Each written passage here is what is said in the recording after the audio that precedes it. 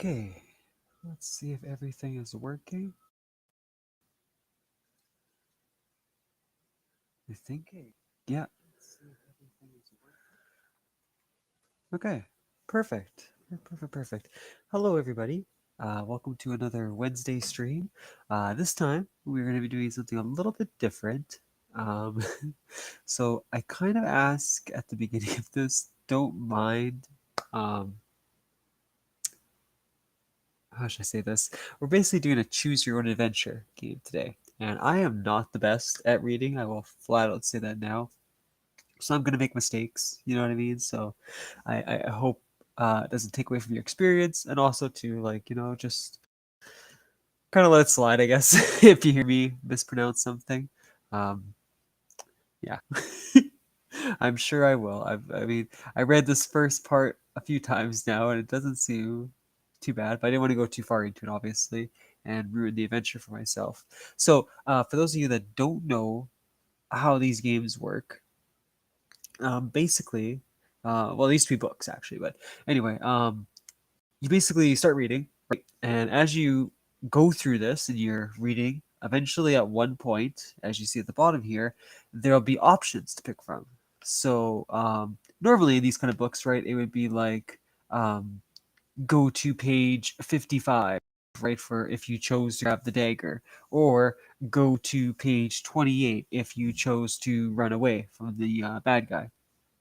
So whatever option you pick, um, that's the one that you would go to. So yeah, usually they're really really exciting. Like I said, I've been having such a hankering for these kind of games lately. I really miss them. I'm just missing my childhood. I don't know. But yeah, I kind of wanted to play one today and show you guys what it's about. I'm just really curious. I didn't look at what stats was. Okay, since this is your first time, okay, so actually it's a little bit of tutorial here. Since it's your first time, where did you see stats for your storage? Okay. I know I just completely muttered that out, so I gotta talk normal. This is where you can spend your available points by pressing on any one of the stats from the stats screen. Upon each press, you will spend one availability point in order to gain a level in that stat. Okay, cool. Good. Because I want it to be like kind of an RPG feel, so that's nice that it's going to be. Um, your number of available points is shown at the top of the stat screen. You can cancel or confirm your changes by using the buttons on the bottom screen. Okay. Every once in a while, the game will check to see if your stats are high enough to perform a certain action. Oh, okay, yeah, that's normal. So normally you roll dice in this case. So usually there's dice involved in most of these. Sorry, I need a little drink here. Okay, that's much better. Um, if your stat is not high enough, you will fail your check, which will be announced by the red message on the top of your screen. A successful stat check will be shown in green. Here are two examples. Okay, ancient language fail. Successful chat fail.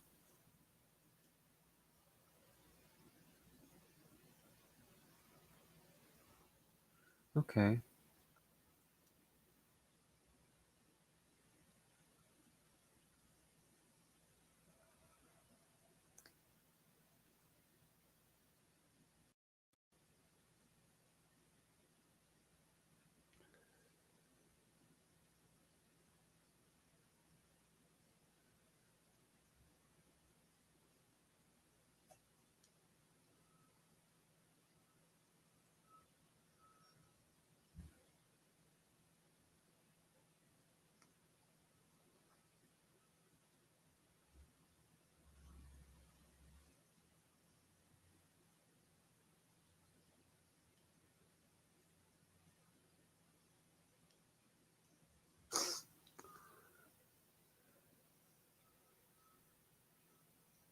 Okay.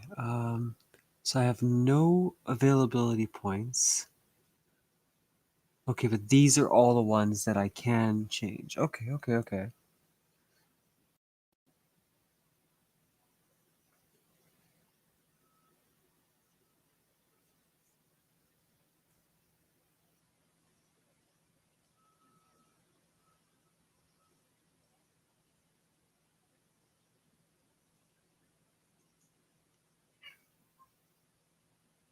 Oh, what's the matter, Bowsy?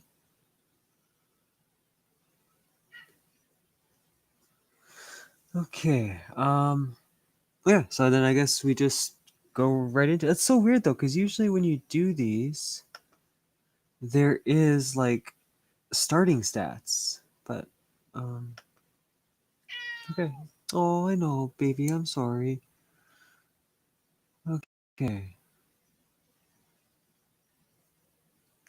So let's see here. They say there is a fine line between bravery and stupidity.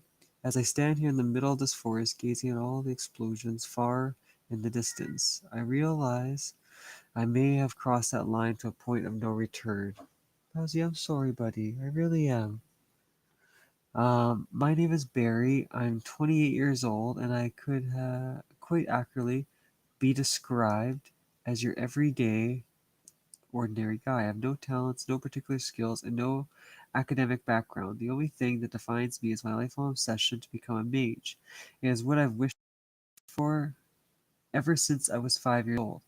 It's been driving passion throughout my life, as I constantly amass knowledge about mages and travel to the world in hopes of finding a way to make my dreams come true. After endless years of searching through dusty tombs and weathered parchment, I have finally found a way to do it. The catch? I need to win a tournament against the most powerful mages in the world. Sounds crazy. That's probably because it is. But it is far too late to go back now. The only way that's left for me is forward. As I stand here knowing that it's no longer possible to turn my own life, I can only feel quite okay, so then, in this point, right, you get to pick what you want to say next. So, let's see. How do we feel? I can only feel I mean, I feel like in the tone of it all, I'm still excited. So I'm gonna say excited. Excited. Oh, cool. So it actually even changes. Okay. Excited about this whole thing. Maybe I really am completely out of my mind. I would have expected to feel at least a bit scared about all of this, but instead of that, I get the constant tingling sensation that won't go away. The feeling that I'm closer to my dream than ever before in my life. All the terrible dangers that await me seem distant to me, and all I can think about right now is the end of the tournament when I win this and I finally become a mage. There is an explosion maybe a few hundred feet from my location. The fight has already begun, and one of them is much closer to me than I would have hoped. There's no way I could. Oh wow, we're already in a fight. Okay. There's no way I can get in a fight without any of the mages at this point. I need to avoid combat for as long as possible if I'm to survive until the end. Okay. I headed in the opposite direction from where I heard the explosion, and as I'm heading towards the end of the forest, I start hearing voices. There are two mages talking in a clearing a few feet away from me. I hide behind a tree and take a quick glance towards the clearing. It seems that two mages have finished fighting. One of them has the appearance of an ordinary thug, and he is wearing a simple stained white shirt, leather pants, and a belt full of throwing knives. That's weird for a mage. His untrimmed black beard hides a wicked smile. Just by seeing the confidence in his eyes, I can clearly tell he is a victor of the skirmish. The other mage is wearing heavy armor, but his shield lies on the ground beside him. He is barely holding his sword anymore. Oh wow, they have swords too. Oh, it's gonna be a long one. Okay. Taking a closer look at the mage in armor, I notice his head is bald, his skin is dark, and he is likely in his mid-40s. Wow, you can tell all that. And he has a scar on his forehead shaped like an X. I read a mage matching the exact description who went by the name Darren. He was quite legendary, but he would lose so easily to some common thug. The mage in the white shirt answers my question as he addresses the one in armor, while casually playing with one of his knives. The legendary mage Darren, the savior of the eastern continent, the healer in armor. They say you traveled the world saving countless villagers from destruction, that you once fought 10 rock golems by yourself, only to defend a small child. I guess this goes to show you should never really trust legends, eh? I always knew one of these tale sorry, I always knew all of those tales about mages as quite. Sorry, oh my god. Can I read this? I always knew all those tales about mages as strong as giants were just cod swamped. I don't even know what that means. Hell, if these legendary mages that join this tournament are as weak as you, I'm gonna win this by sundown. He starts laughing, but he stops suddenly. Wait, who's there? He says as he turns towards me. I pull my head back behind the trees and press my back against it, trying to breathe as silently as possible. I know you're there, coward. Show yourself, or I'll have one of my knives find you. Oh my goodness gracious. Okay. So this is where it starts to get challenging because, like, one of these options could lead me to a death. Okay. Do I stay silent? Do I show myself? I see no reason to show myself to you. I mean, I think it's going to be that one, in all honesty. Because this guy seems cocky, right? So if I stay silent, I feel like he's just gonna come and look for me. Like he knows I'm there. If I show myself, obviously it's a tournament. You know what I mean? He's going to come after you. So I think it's the third one. Okay. He pinpoints my location from the sound of my voice. The mage makes a rather long pause before speaking again. A still walker, eh? He says. What's that? Finally, he tried hard to keep his composure while asking his question, but the tremor in his voice betrayed him. He is afraid. Oh. His sudden change of attitude towards me is not completely unexpected. The existence of still waters is one of the main reasons I dared to dream that I might have a chance to win this tournament. Okay, so still walkers are a very rare breed of mages that are known to be incredibly powerful. One of them is said to have destroyed an entire village in an instant some 20 years ago with a flick of his fingers. Oh man, that sounds like Dragon Ball Z style there. The city of, oh my god, Ulmer was said to have one of the greatest cities on this continent, but it was wiped off the map just like that in a single second. Such is the power of these still waters. But what is even more interesting about these still waters is that you can't differentiate them from normal humans. Normally, you can sense the magic flowing from every being. You don't need to be a mage to do it, but sensing their magical aura, you can tell how strong mages are before engaging them in a fight. Okay. Still waters, however, have the same aura as a normal human. And if you were to run into someone that seems to have almost no magic in the middle of what is essentially the greatest magic tournament in all history, what would you be more inclined to believe? That an average human was somehow suicidal enough to join the tournament only to get massacred? Or that you were facing one of the strongest and rarest kinds of mages that existed in the world? See, it was a good option. Okay, good. You don't scare me, Stillwater. I'm going to fill you with holes and you'll end up begging me for mercy. I bet your legends are no more true than they were for the sad excuse of a mage standing next to me.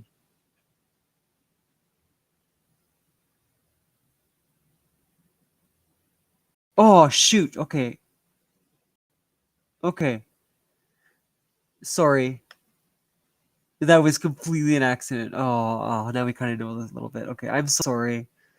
That was a complete accident. My finger like even hovers on this little touchpad. Okay, so I gotta make sure it's off to the side. Sorry about that. Okay.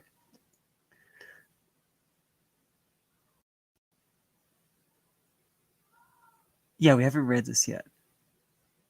No, we did read. Okay, so we read this one, so this is the part we're at. Okay, so sorry. I really okay. Mulligan. Imply that I'm the one who destroyed the city. Okay, funny, I tell him. That's almost the same thing the people of Almer told me before I burned their city to the ground. After I say that, there's a long pause in which none of us says anything. You're bluffing, the mage says. I guess there's only one way to find out, I tell him, as I feel my heart pounding in my chest. The few seconds of silence that followed felt like the longest seconds of my life. After a pause, the mage says finally, "You're in luck, Stillwater. I'm feeling merciful today. I'm going to be out of your hair just as soon as I finish this guy here. You do that and you'll regret it," I say without thinking. Oh my goodness, why would I say that? My last sentence seems to have taken him back. What? Are you kidding me? You're going to defend this? I have to. Do I have to? Oh, God, continue. The mage falls silent again. He doesn't seem to want to push his luck any further. After a while, I hear him put the dagger back in his belt and then spit on the ground. I'll remember this, Stillwater. Don't think I won't. You'll rue the day you messed with Cutthroat Dave. And the same goes for you, healer in armor. I'll be seeing you both again soon. After he finishes his speech, he turns away in disgust as he heads into the woods on the opposite side of the clearing. Once I could no longer see the mage, I let out a big sigh. That was close. That was really close. I could still feel my heart beating rapidly in my chest. Do you think Sorry. You do that and you'll regret it. What was I even thinking? Was I trying to get myself killed? This is a life or death tournament, Barry. This is the time for you not to start playing hero. As I try to calm myself down, the mage armor shields his sword, picks up his shield from the ground, and starts to walk towards me. You have no obligation to save me, he says, but you did so anyway. At the risk of your own life, I could not let such selflessness go unrewarded. I dare and vow this day I will offer you my protection from this moment until the end of this tournament. Tell me, brave soul, what is your name? His speech took me by surprise. It's Barry. My name is Barry. Wait, your name is Barry? He tries to contain his laughter but fails miserably.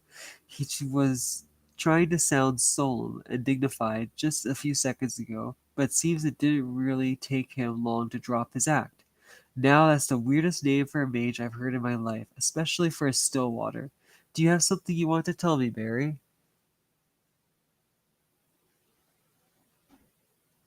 Oh. I mean, this guy seems nice, but it is a tournament, right? So we are putting ourselves quite at risk, but he's already sworn to protect me, so I'm gonna go for it. I'm gonna tell him I'm a human. I'm not a still walker, Darren. The thug just assumed I was, and I took advantage of the situation. But you're not one of the locals either. Otherwise, that spell of theirs would have alerted us the moment we sensed your presence. He is talking about the spell the organizers of the tournament cast on each of the participants before teleporting us in here. We aren't allowed to hurt the humans that live on this continent. Sorry. Spell warns us when one of them is near. Sorry. If what they said can be believed, their spell is supposed to stop us even before we try hurting any of the locals. It is accidental, then it simply stops us from doing it. Oh, if it's accidental, it simply. Oh, okay. If it's intentional, it eliminates us from the tournament and sends us back. Oh, so you can't hurt a human being. Their spell is supposed to act as the means of communication for the organizers. They said they'll transmit the objects to each of us individually. The objectives, sorry, to each of us individually. It's funny, all of these careful preparations on their side, and they're never even bothered to check if I was a mage or not. Hell, what am I saying? They probably didn't even care.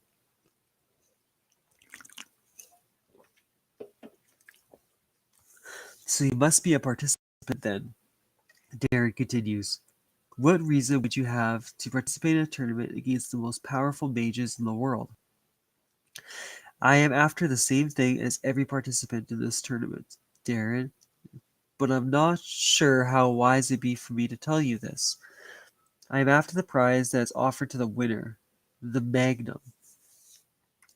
Nobody knows exactly what it looks like or what it's made out of, but that everyone knows the fact it can be a source of all magic in the world.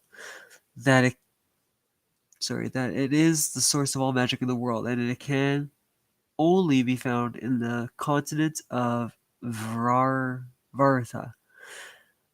All mages seek it, they crave it. They are certain that if they had access to it, they could increase their powers 100-fold and become living legends. And although it's a common misconception that the magnum is only used for learned mages, my studies have led me to believe that the Magnum is so extraordinary that it could turn a normal human into a mage. Oh, okay. I've searched a very long time. Sorry, I've searched a very long.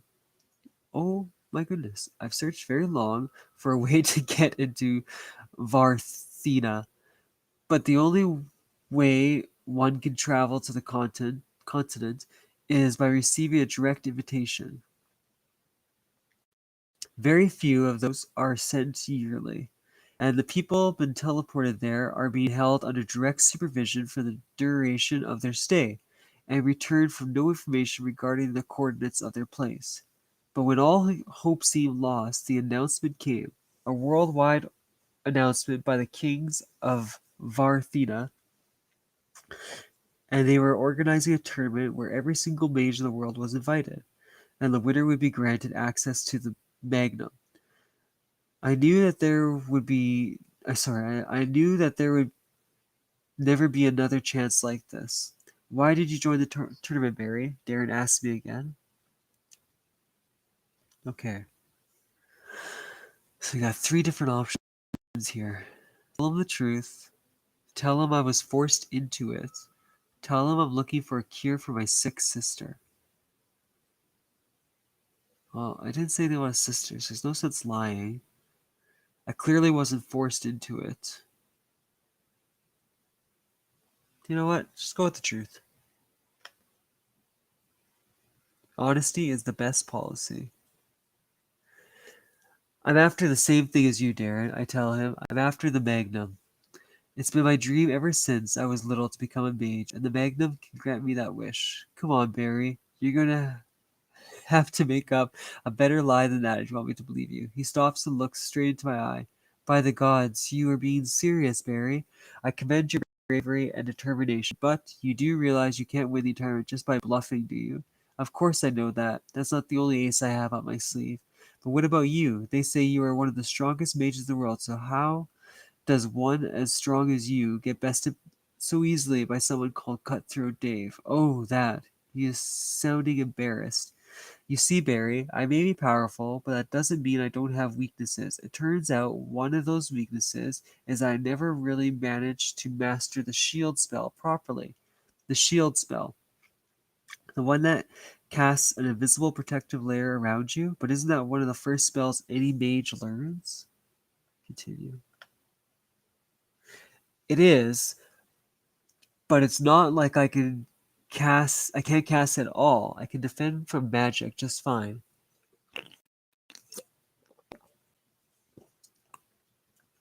It's normal weapons that I have a problem with. This is why I wear armor. Oh, okay. This is why I use a sword and a shield. I first started using them because I couldn't use the shield spell properly, but soon I started tailoring my magic, around them, and my very fighting style. I found a master that would teach me to fight with weapons, and I used my magic to enchant them. Then, after every fight, I just used my white magic to heal my wounds. Oh, okay, okay. That's kind of neat, actually. He demonstrates it by raising his hands in the air and making a white light appear all around him. As the light shines, his wounds start closing and the blood fades away. The cutthroat's knives had a life of their own, and there were many of them attacking me simultaneously. If I had a proper shield spell to defend against them, defeating him would have been child's play, but defending against all those knives with a shield and a sword alone would have been impossible regardless of my combat skills. All armors have their weakness, and all you had to do was go for the armored joints repeatedly until they wore me out. Why are you telling me all of this? Shouldn't you be at least worried about revealing your greatest weakness to someone you just met? Hey, you just saved my life, so you can't be that bad, right? Pardon me for interrupting. I hear a woman's voice from behind the trees, but would you by any chance be Darren, the legendary savior of the Eastern continent? Continent? Next chapter. Oh, we made it to chapter 2. Yay! Okay, both Darren and I turn around at the same time. We see a slim, tall figure standing behind us with long black hair, fair skin, and a very serious look on her face. She is wearing leather pants, a long sleeved white blouse, and a green hooded cloak. She appears to be somewhere in her early 20s, but that's not all there is to this woman. I can also sense a magical aura all around her, an aura that could possibly be coming from the regular human. Could she be a banshee? My heart starts beating rapidly again. That night from 15 years ago is coming back to me. I can see it vividly. I can still hear the laughter, that sinister high pitched laughter. Will it ever stop haunting me? I breathe in deeply and try to calm down. This woman can't be a banshee. The feeling I'm getting now is too different from the one I got back then. Does that mean she is a mage? No, that would be impossible. And yet, Barry, whispers Darren, don't be afraid. I know white magic. I can purify her. Oh, okay. Well, thank God we became friends with this guy. I realized Darren must have sensed the magic coming from the woman and concluded that she's been possessed by a banshee. Banshees are parasitic spirits that need to inhabit bodies in order to survive. They usually spend a few weeks inside a body in a dormant state before taking over. During this phase, the host can develop magical powers. Once a banshee is in a full control of the body, they say she has awakened.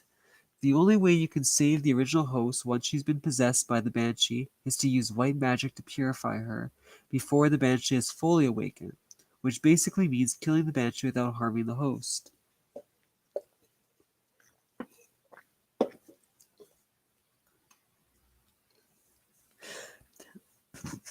Oh, sorry, didn't mean to burp. However, the purification technique operates on the assumption that a woman cannot have magic powers of her own. They call it purification.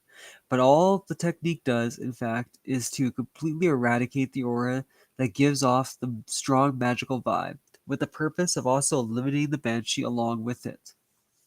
On the other hand, if the aurora does not in fact belong to a banshee, but to the woman herself, the purification will do nothing short of a death sentence. No, wait, listen to me, I blurted out. This woman isn't a banshee. So what? Okay, so what? You're struggling. So you're suggesting she's a mage then? Barry, women can't be mages. Well, that's weird. There hasn't been a single record. Sorry, there hasn't been a single recorded case of a mage, a woman mage, in all of our world's history. Every time a woman develops magical powers, it's because of a banshee. Every single time. Don't you think I know that? But this one is different, and if you try purifying her, you may as well end up killing her. How can you be so sure? Because I've met a banshee before, up close. Have you met a banshee before, Darren? No, he admits. You just have to. You just said you trusted me enough to tell me your greatest weakness. I'm asking you to trust me enough. Trust me on this, too. Can you trust me on this, Darren? Darren gives me one long look, and then he sighs deeply. All right, we'll do it your way, but keeping an eye on her. I swear, Barry, turns out, if it turns out you're only saying all of this because of her looks, I'm going to. Would you guys mind telling me what you've been whispering about for the past minutes? Yeah, no kidding, eh? You just keep talking. Okay, here we go. Her looks, deciding which one should make a pass at her. Just finished our discussion from earlier. Discussion.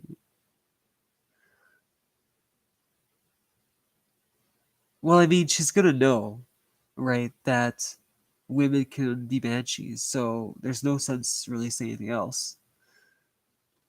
Might as well say the truth. We were discussing whether we're a banshee or not, I tell her. Oh, she says. She appears shaken by my comment. Well, I'm sorry to have bothered you then, she continues. I'll be on my way.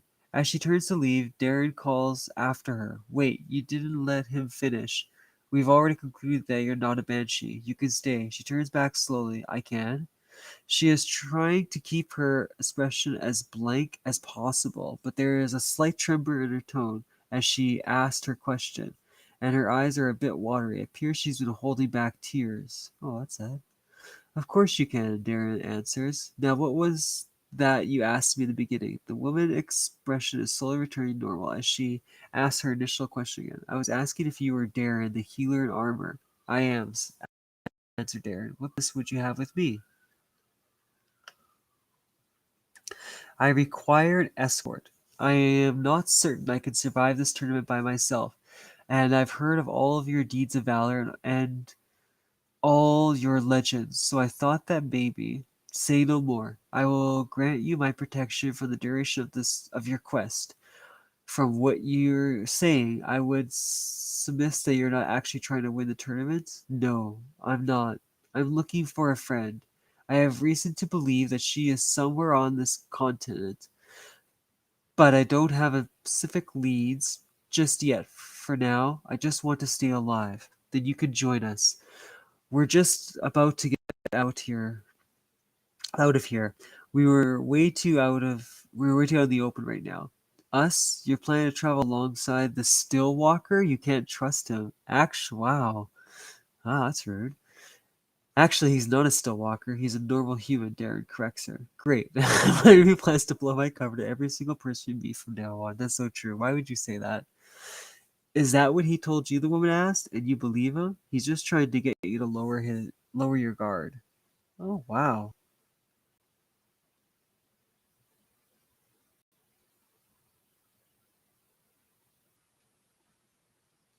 Yeah, what do you have against me? Hey, I'm right here, I tell her. What do you have against me anyway? Don't give me that, Axel Walker. I've heard of what your kind can do. Human life has no value to you. Tell me, what did the people of Omar ever do to deserve such terrible fate? Whoa, whoa, let's all calm down. He turns to the woman. Listen, I understand your concern, but this man saved my life, and I intend to repay him my debt to him. If you're looking for an escort, then it's going to be the three of us traveling together. I'm not accepting any alternatives. The woman pauses to consider Darren's words. Very well, she says. If that's the way it has to be, then I am forced to comply. But know that I'll be constantly watching my back. I am not easily convinced as you are, healer in armor. Great, Darren says. Now that we've gotten that settled, let's be off. Avenger waits. Wait, I call out. You still didn't tell us your name. The woman turns towards me and gives me a pondering look. After careful consideration, she decides to answer. It's Kate. My name is Kate. And with those last words, the three of us leave the clearing and head into the forest in hopes of finding some place away from the ongoing battles that are waged across the land. Okay, so let's continue. As we march through the forest, I hear a few loud beeps coming from my right pocket. Barry, what's that sound? Darren asks. I know that sound. Don't tell me you brought a fortune teller's trinket with you all the way here and you're planning to tell us fortunes, Barry. A fortune teller's trinket. That's what most people call these devices nowadays, but very few people know what they really do and how they actually work. My research has led me to believe that these devices harness their energy from the magic all around them. The more magic they harness, the more effective they become. Since mages are usually spread far apart from one another, they don't really have any reason to cast powerful spells on one another. Their effects the effects of some of such device are almost negligible. But imagine the amount of energy it could gather in a place filled with the most powerful mages in the world who are constantly fighting each other. That's true. I pulled the device in my pocket. It looks much like a toy with few buttons and a screen. As I press the buttons, different letters magically appear on the screen, forming words and showing me numbers. The device calls these my stats. My stats consist. Oh, okay, so this is how stats come into it. My stats consist mostly of various physical attributes, such as strength, speed, reflexes, toughness, observation, and hearing. But there's also others like combat techniques, ancient languages, and premonition. When the device harnesses enough energy, it announces me by beeping and then allowing me to invest a limited number of points in my stats. At the moment, all my stats are at zero, which means that the device energy will completely depleted when I bought it. I guess I have to start leveling them from scratch. I invested my points in stats. Investing my points in stats is supposedly to actually enhance my real abilities. As long as I keep the device close to me and it comes in contact with magical aura, as I spend my time here, I'm expected to hear these beeps more and more often. I'll have to think twice about the way I spend my points, though, since I have no way of knowing when I'll get my next batch of points, and no way to change my mind after I invested them. The maximum value that appears now for each stat are likely to increase as time passes. Okay. Uh, this device is mostly used by fortune tellers because of the premonition stat. It provides them with some very vague glimpses into the future that they are then free to interpret it by their own liking. I wonder if that I wonder if the ancient language stat actually means that I'll start being able to understand and speak ancient tongue. I hear that there is much writing continent on this continent, sorry. As I heard some people here don't speak the common tongue. Okay, well let's do some points. So we got 3 points to use right now. So there's strength, speed, toughness, reflexes, hearing, and observation, and then you got ancient language, combat techniques, and premonition. Now it's interesting because you could max one out right now. I didn't realize there only have 3. Now I don't know either because I could click on it and it might go to like 4 or 5. Sorry about that. This is tough because well, I mean, I do have 2 people with me.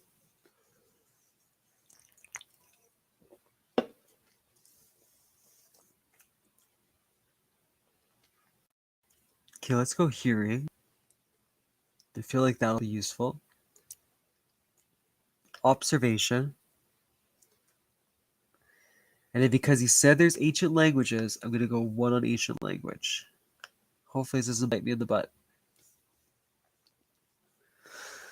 Okay, as we march through the forest, I hear a few loud beeps from my pocket. Oh, okay.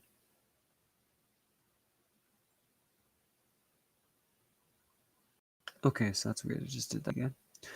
Okay, Barry, don't you think there are more important things to do right now than playing around with that toy? Darren asked me. This isn't a toy, I answer him as I put the device back in my pocket. And I think you should pay more attention to where we are going instead of lecturing me, because I see we just ran out of forest. Ooh. Quiet, the 2 of you. We got company, Kate says. She's right. Looking all around us, I see there are fallen trees everywhere in this area, and there are quite a few dead bodies lying around. It seems there's been a battle here. Oh god, so sorry. Or maybe several. The victors were in the middle of looting the bodies when they noticed us. Oh shit. Oh, sorry. Let's swear. Sorry about that. There's 3 of them in total. One of them is considerably well built for a mage. He has a very long black beard covering his face. He seems to be in his mid-40s. He's wearing heavy armor and is holding a large battle axe. The other 2 are a bit skinnier and younger and are wearing chainmail vests instead. They are holding no weapons. The bearded mage and the battle axe shouts to Darren. Quite the team you assembled. You know, that's smart too. It makes sense to actually have everyone, as a team. Quite the team you assembled there. Healer in armor, a healer, a banshee, and an ordinary human is like you're dying to lose this tournament. How do they know I'm an ordinary human? Kate was visibly affected by the banshee comment. Her eyes twitched, and her look went subconsciously towards the ground. Mind your tongue, fool, I replied to him. Who are you calling an ordinary human? Have you not heard of Stillwalkers? Ha! Stillwalkers are legends, and nothing more. I don't know what you're trying to achieve by joining this tournament, boy, but soon it won't matter anymore. Why? Darren asked the bearded mage. Have you done this? He gestures towards the lifeless bodies lying all around. Nobody told us we should start killing each other. Oh, so you're not supposed to. They told us there are no rules until they're given us our first objective. Why don't we don't even know if there are going to be combat involved. Why did you kill all these people? Because there are no rules, answered the mage with a battle axe. No rules means we can do whatever we want, and what we want is to eliminate as much of the competition as possible before the main event starts, he grins. My son and I were a little worried at first, but we were afraid we might not be ready for the big leagues. But here we are. The bearded mage exclaims as he raises his hand and takes a vicious stance. But enough talk, we all know what's coming. Barry, get behind me, Darren shouts as he rushes in front of me. The first rule of combat, says the bearded mage. Suddenly, one of the two mages that were standing next to the mage with the battle axe vanishes and appears right behind me, a dagger in his hand. Also kills the weakest enemies first, the bearded mage continues. Oh no. The young man slashes his dagger towards my neck, but Darren reacts just in time, using his shield to take the blow. Ha! You left the woman undefended. Classic mistake, says the mage with the battle axe, as his second son makes a dozen swords appear out of thin air, floating in front of him, and sends them all towards Kate. Just as the sword reaches her, Kate lifts her left arm and gets covered in a large, thick block of ice, sculpted in the form of a shield. The swords. She puts in front of her. All the swords get stuck into it. Left the woman undefended? Kate asks. So which is it then? A woman or a banshee? She lowers her left arm to reveal her face. As she looks straight at the mage with a black beard, her eyes are brimming with fury. Make up your mind, she shouts as the whole forest falls silent at the sound of her voice. Wow. The mage of Alex seems to have temporarily lost his cool and is a little bit afraid, as he should be. Kate, killing in killing intent is so strong that it almost seems I can't even say that. Palpable. I see backstabbers and sword throwers, she shouts, and you call yourself mages? Come, I'll show you real magic. As she talks, the air all around us seems to be getting colder. So that is what it feels like to be in a tournament alongside the most powerful mages in the world. The bearded mage seems to have snapped out of it. Your parlor tricks won't save you a second time, wench. I don't care if you're a banshee or not. None of us are going to leave this place alive, he shouts as he rushes towards Darren with his battle axe ready to strike. As he approaches, I realize that if I don't do something quick, Darren will be forced to fight both the older and the younger mage by himself while also defending me. He won't have the luxury of using healing spells since they require him to be calm and relaxed in order to cast them. What's something I can do to help? Hide behind Darren and let him handle both. Draw the younger mage away from Darren, focusing on avoiding attacks, or fight the younger. Well, I can't fight because I have no fighting abilities, so we're gonna have to draw him away. There's no way Darren can fight the two of them while defending me. Since the younger mage seems to be focused on me, I'll lure him away from Darren and try to evade his attacks for as long as I can, until Darren finishes off the older mage. Kate seems to have gotten the sword-throwing mage undivided attention, and he is constantly sending swords her way from every direction as she creates walls of ice to block his attacks. We're lucky. With Darren's weakness against weapons and my lack of magical talents, that mage would probably have been the for us to fight. Yeah. As the bearded mage reaches us, his battle axe clashes loudly with Darren's sword. I see you're enchanted your weapon well, healer, says the old mage, but how long can it last against a battle-hardened warrior such as myself? He roars and he presses his battle axe harder against Darren's sword. As the two of them fight, I dash towards the forest as expected. The mage with the dagger is coming right after me. Barry, wait! Darren shouts after me. He attempts to follow, but his decides against it. He can't avoid to avert his eyes from the bearded mage for a second. He's too dangerous. In the meantime, the mage fighting Kate has managed to surround her with floating swords aimed at her from every direction. He sends them all at her simultaneously in an attempt to overwhelm her defenses. She quickly surrounds herself with a spear of very thick ice, and all of the swords once again stop into it.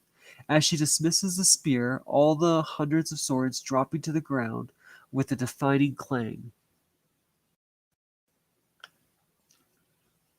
No!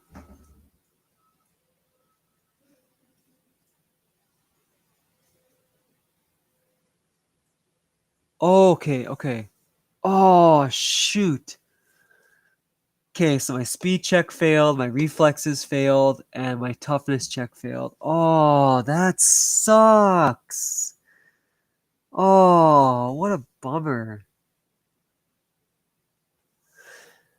My plan to lure the young mage away isn't working as well as I would have hoped. I thought I could at least keep him busy long enough for Darren to finish his battle, but he constantly takes me by surprise with teleportation magic, and with every slash he gets closer to hitting me. Maybe I should get back to where Darren is fighting before I get myself killed. Buried behind you, Darren shouts, but too late. The knife reaches my neck before I get a chance to dodge. His dagger slits my throat right open. I desperately try to stop the flow of blood by covering the open wound with my hand. It's no use. Barry, I hear Darren scream in the distance. The last thing I see is the mage's dagger descending towards me as he lays. Wow. That was a real bummer. Aww. Shoot. Oh. That really sucks. See, that's the hard part. If you don't have like the right stats and like especially not rolling your own dice, you don't really know, like what the outcome's gonna be. Oh, what a bum. Well, I guess that's it for today's. I just kind of wanted to do one playthrough and see what happens, and see if how long I can live for. Unfortunately, I didn't live that long. Um, I think we almost hit the hour mark anyway. Yeah, it's pretty darn. Excuse me, it's pretty darn close to an hour. But yeah, I will be back again next Wednesday. Might do this one again. I don't know. We'll see how I feel. Or I might go into a different mobile game. I've been trying to just keep it flowing. I've only repeated, I think, once so far a mobile game, so that's not too bad. Um, but we do have our big event tomorrow for Twitch. So let's see here. It is what exactly? The 28th. So tomorrow's the 29th. I think September has 30 days. So we still have Thursday, Friday to hit our goal that we wanted to hit. So basically, if you haven't heard me say this before, right now for Twitch, all of September, there's a special event going on where you get 10, 20, or 30% off sub purchases. So I made a little goal that if I hit 25 subs, I would have a Whopper, a double Whopper, a triple Whopper, a bacon burger, and then I would make it all a meal, and I'd have to eat it on YouTube as my first ever, first ever stream of my face and everything, but it's also just me eating a lot of food. It won't be a stream, sorry, it'll be a video. And every tier I had, so at 5 subs it was the Whopper I'd have to eat. At 10 subs it was a double Whopper. Just it continued from there until you got to the full course meal. If I was to go over 25 subs, like 26, then people could start adding their own rules, like change all the drinks to I don't know, milkshakes or whatever they want to make it into. Have to finish the whole meal within an hour, and it would just continue from there. So far, we've hit 20 subs, so that's fantastic. I am at all 4 burgers now. I have 2 days to get 5 more subs to make it all a meal, and then 6 more subs to add on extra challenges, whatever that might be. But yeah, so that's if you guys are interested, of course. If not, like I said, I will be back again next Wednesday for another Let's Play event. I'd like to thank all of you for always tuning in and helping out my little YouTube channel. It's kind of fun doing YouTube. It's a really different experience. Um, I guess maybe once there isn't like such big things happening on Twitch, maybe I'll try to change it up every once in a while and go from I don't know, maybe have like let's say a Monday or a Friday stream instead be a YouTube stream. I don't know. I'll see what it is because I do want to build up this a little bit more. But the same breath, I also don't want to take away from Twitch because that's where I started off as. But yeah, so I will either see you guys tomorrow or I will see you next Wednesday. I hope you guys have a wonderful day. And yeah, I just hope the best for everybody. Bye. Have a beautiful night.